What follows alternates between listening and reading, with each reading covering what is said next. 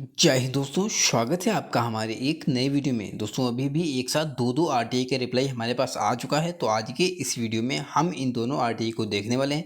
ये दोनों आरटीआई किस तरह से हैं और इन दोनों आरटीआई में आप लोगों के लिए क्या खबर है। ठीक है, आप देखेंगे छात्र ने क्या सवाल पूछे थे और आरआरसी ने क्या आंसर दिए हैं, अभी थोड़ी देर में देखने वाले हैं। ठीक है, अच्छा इसके साथ ही हम ये भी वीडियो के लास्ट में ये भी बात करेंगे कि बहुत सारे छात्र ऐसे हैं जो बार बार पूछते रहते हैं, सर मेरा इतना नंबर कम है, क्या मेरा हो पाएगा नहीं हो पाएगा, मैं उम्मीद करूं या नहीं करूं।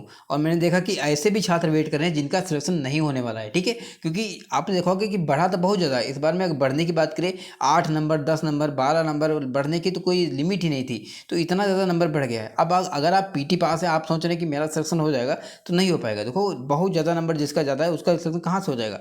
तो आज के इस वीडियो में हम बात करेंगे कि इतने नंबर अगर आपके हैं तो आप बिल्कुल भी उम्मीद छोड़ दीजिए और कहना कि अपनी जो नेक्स्ट तैयारी है उसमें लग जाइए। अगर आपकी एज है, अगर आपके पास एज नहीं है, टाइम नहीं है, तो आपको जो भी काम मिले उसको मन से करिए। एक दिन जो छोटा काम होता है वो भी बड़ा हो जाएगा। ठीक है, और इधर की उम्मीद बिल्कुल भी छोड़ दीजिए, क्योंकि इधर आप अगर टाइम वेस्ट कर रहे हैं तो ये आप बहुत गलत कर रहे हैं। ठीक है, अगर आपका नंबर इस प्रकार है, देखो बहुत सारे छात्रों का सिलेक्शन हो भी रहा है और आने वाले दिनों में बहुत सारे छात्रों का सिलेक्शन होगा भी। ठीक है, लेकिन अगर आपका नंबर इतना होगा तभी तो हो पाएगा। ठीक है, अगर आपका नंबर कहीं 5 नंबर है, 4 नंबर है, 3 नंबर है और कैटेगरी आपकी ओबीसी है, एससी से है, तो कहाँ से हो जाएगा। ठीक है, तो आपको भी ये पता होगा कि किसका सिलेक्शन होगा किसका नहीं होगा।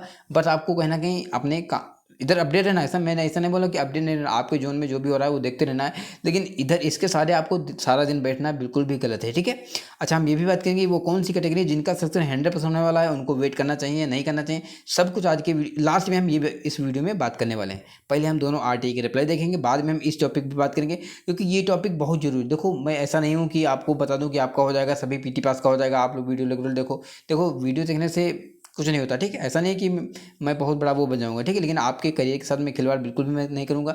अगर आपका सिलेक्शन होने वाला होगा तभी मैं बोलूँगा आपका सिलेक्शन होगा।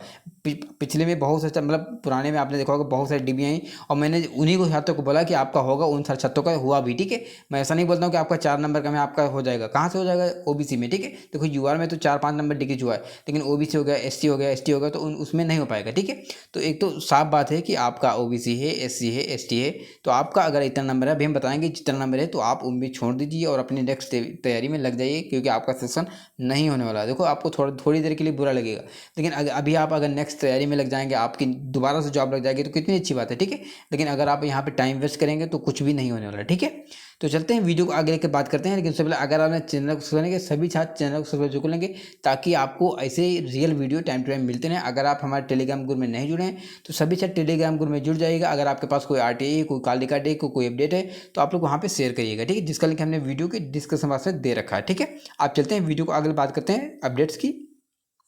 चलिएगा पहले हम आरटीआई देखेंगे, बाद में हम इस टॉपिक पर बात करने वाले हैं।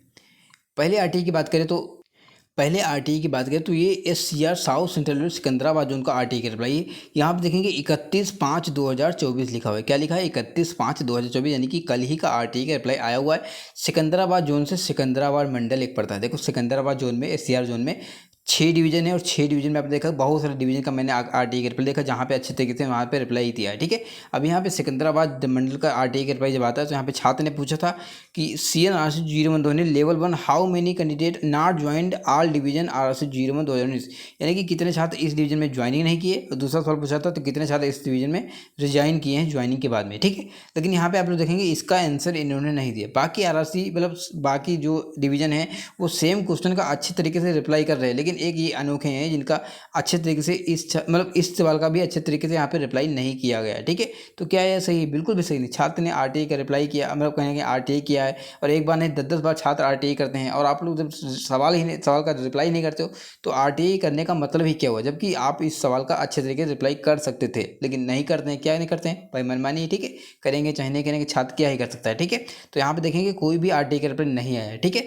तो मैं छात्र से बोलूँगा अगर आपके पास इस जो आपने सवाल पूछे इन सवालों का आरटीआई का रिप्लाई नहीं है तो आपको सेम सवाल दूसरी लैंग्वेज में पूछना है, तो हो सकता है कि आपका जो आरटीआई का रिप्लाई है वो आ जाए। ठीक है, अब चलते हैं आगे, हम दूसरे आरटीआई की बात कर लेते हैं। चलिएगा, अच्छा हम सिकंदराबाद जोन की ये भी बात कर लें। देखो यहाँ पे बहुत सारे छात्र ऐसे हैं जिनका थर्ड डिवी सिलेक्शन हो गया था और थर्ड डिवी के छात्रों को ज्वाइनिंग भी चलने वाला है, चल भी रहा है। ठीक है, लेकिन अभी यहाँ पे फोर्थ डिवी के छात्र बहुत ज़्यादा वेट कर रहे हैं कि फोर्थ डिवी आएगी नहीं आएगी। तो मैं आपको बता दूँ फोर्थ डिवी आपको हो सकता है कि जून महीने में देखने को मिल सकती है और काफ़ी बड़ी सीट्स पर आ सकती है। ठीक है, अच्छी खासी सीट पर फोर्थ डिवी आने वाली है। तो अगर आपका मैंने वीडियो बहुत सारे वीडियो बनाए जिसमें मैंने बताया कि अगर आपका इतना कम है तो आप उस डीबी के लिए रेडी रह सकते हैं, ठीक है। अब यहाँ पे 40 डीबी, 50 डीबी, 60 डीबी, ये डीबी कंटिन्यू रहेगा, नंबर ऑफ सेट्स धीरे धीरे घटती चली जाएगी, ठीक है। अब हम चलते हैं आगे, बात कर लेते हैं दूसरे आर की। पहले तो हम कैंडिडेट ने जो सवाल पूछे थे पहले सवाल पर जाएंगे, बाद में हम आर के रिप्लाई देखेंगे, ठीक है, कि क्या कौन से सवाल का क्या आंसर मिला है, ठीक है। यहाँ पे देखेंगे, हम बात करें तो ये CR मुंबई यानी कि सेंट्रल रेलवे मुंबई जो उनका RTI का रिप्लाई है। और यहाँ पे छात्र ने मेरे पास सवाल शेयर किए थे सर, यहाँ पे 10 सवाल इन्होंने पूछे थे। कौन कौन सा सवाल था तो ध्यान दीजिएगा। एक नंबर में लिखा है how many EWS candidate unfit medical examination, कितने छात्र EWS के मेडिकल में अनफिट हो गए, ऐसा इन्होंने पूछा है CR मुंबई से, ठीक है। इन्होंने पूछा है 2 नंबर में how many EWS candidate medical standard B2-C1, कितने छात्रों का B2-C1 and below medical standard है EWS छात्रों का, ठीक है। तीसरा सवाल पूछा है how many EWS candidate temporary unfit, कितने छात्र EWS के छात्र ऐसे हैं जो टेम्परेरी अनफिट किए गए हैं। इन्होंने 4 नंबर सवाल पूछा how many EWS candidate having same marks 51.91 में कितने छात्र हैं एक ही नंबर में, ऐसा इन्होंने सवाल पूछा है, ठीक है।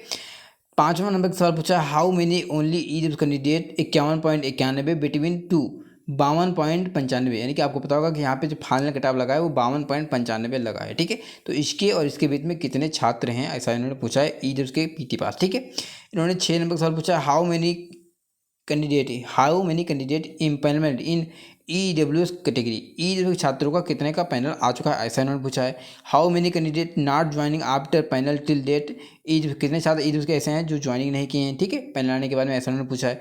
और यहाँ पे 8, 9, 10 सवाल इसी प्रकार यहाँ पे पूछे गए थे CR मुंबई में EWS से, ठीक है।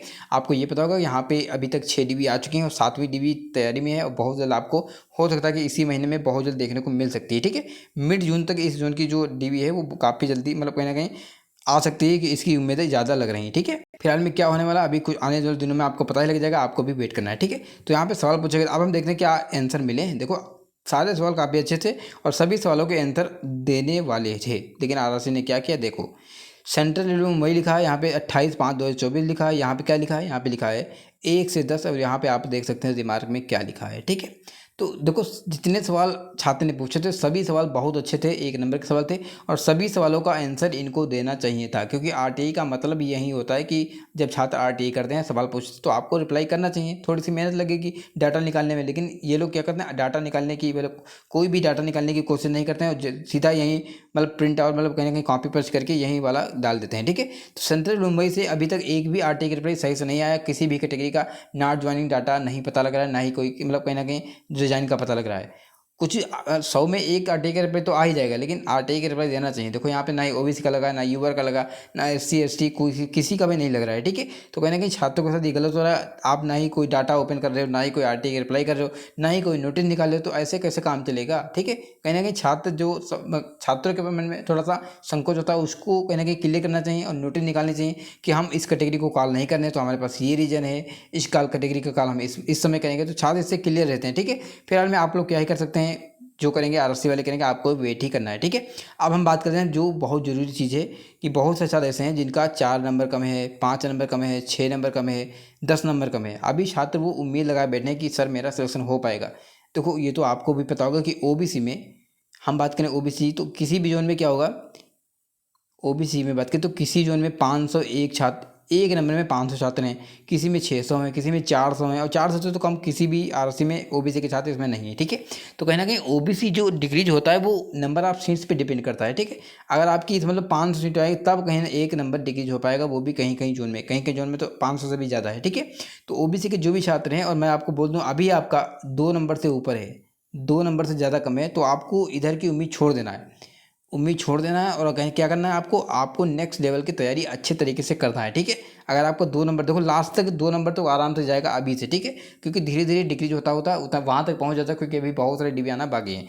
लेकिन अगर आपका इससे ज़्यादा, तो आपको जो भी चांस है, आपके पास कोई भी मतलब एज है, तो आप नेक्स्ट गवर्नमेंट तैयारी मतलब लग सकते हैं गवर्नमेंट जॉब की तैयारी में, और इधर बिल्कुल उम्मीद छोड़ दीजिए। जब भी DB आती है तो आपको अपडेट रहना है, मतलब कहीं ना कहीं देख लेना है, लेकिन ये नहीं कि सारा दिन बैठ के हम इधर ही देखते रहें और अपना कहीं ना कहीं पढ़ाई का टाइम वेस्ट करते रहें, ठीक है। ठीक इसी प्रकार SC में भी यही लागू होगा, ST में भी यही लागू होगा। ईडब्ल्यूएस में जहाँ नहीं है वहाँ नहीं है, लेकिन जहाँ पे आएगा स्टार्ट होगा तो अच्छा खासा नंबर वहाँ पे ईडब्ल्यूएस गिरने की संभावना रहेगी, ठीक है। लेकिन जब तक आएगा नहीं तब तक आपने देखा कि कुछ भी नहीं हुआ, ठीक है। तो ईडब्ल्यूएस अगर आपका 4 नंबर है तो ईडब्ल्यूएस वाले 4 नंबर से ऊपर जो भी है वो उम्मीद छोड़ दीजिए, बिल्कुल भी आपका सिलेक्शन नहीं हो पाएगा, ठीक है। लेकिन 4 नंबर तक जो भी है वो उनकी उम्मीद बरकरार है, क्योंकि जब भी ईडब्ल्यूएस की सीटें आएंगी तो आपने देखा जिस प्रकार ईडब्ल्यूएस बहुत ज़्यादा बढ़ा है तो थोड़ा बहुत डिग्री तो होगा, अच्छा खासा डिग्री होगा, बस कॉल करना चाहिए, ठीक है। अभी कॉल ही नहीं किया है तो कहाँ से डिक्रीज हो जाएगा, ठीक है। आपने देखा जयपुर जोन में 2-3 जीबी जो भी आई हैं तो ईडब्ल्यूएस करीब दो नंबर से ज़्यादा डिक्रीज हो चुका है। ठीक इसी प्रकार भुवनेश्वर जोन में हुआ है, गुवाहाटी जोन में हुआ है, ठीक है। तो ईडब्ल्यूएस जब भी आएगा तो डीबी, तो मैं कहने का डीबी आएगा तो डिक्रीज होगा, लेकिन अब अभी आप जिनका 4 नंबर ज़्यादा है उनको नेक्स्ट लेवल की तैयारी में लग जाना है, ठीक है। बाकी रही बात यूआर की, तो आपको पता होगा जहाँ भी जितने भी जोन है उसमें मैक्सिमम जोनों में युवा तो 100% सिलेक्शन हो ही चुका है, लेकिन जहां अभी तक नहीं हुआ तो आगे वाले दिनों में उनका भी सिलेक्शन हो जाएगा, तो उनको टेंशन लेने की जरूरत नहीं है, ठीक है। टेंशन लेने की जरूरत है ओबीसी को, एससी को, एसटी को। मैंने बता दिया कि अगर आपका इससे कम है तो आपका सिलेक्शन जरूर होगा, अगर आपका इससे ज़्यादा है तो आप उम्मीद छोड़ दीजिए और अपना टाइम यहाँ पे वेस्ट बिल्कुल भी मत कीजिए, ठीक है, क्योंकि टाइम बहुत जरूरी होता है, ठीक है। तो आज की वीडियो में इतना ही। वीडियो अच्छा लगा वीडियो को लाइक कीजिएगा, चैनल सब्सक्राइब कीजिएगा। मिलते हैं वीडियो, चलो bye bye, good night, take care.